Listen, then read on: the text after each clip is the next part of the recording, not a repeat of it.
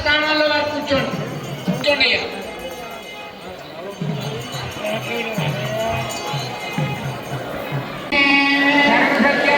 మంత్రవాసిని పాపహారిణి కామరక్షిగిరివాసిని దుర్గా సేవిత పాదనే నిజభక్త సేవిత పాదనే దీక్షా ప్రియనే శాంతరూపణే భుజగశయనే పద్మనాభనే లక్ష్మీకాంతనే శరణు సత్యదేవ అనాలి. శరణు సత్యదేవ.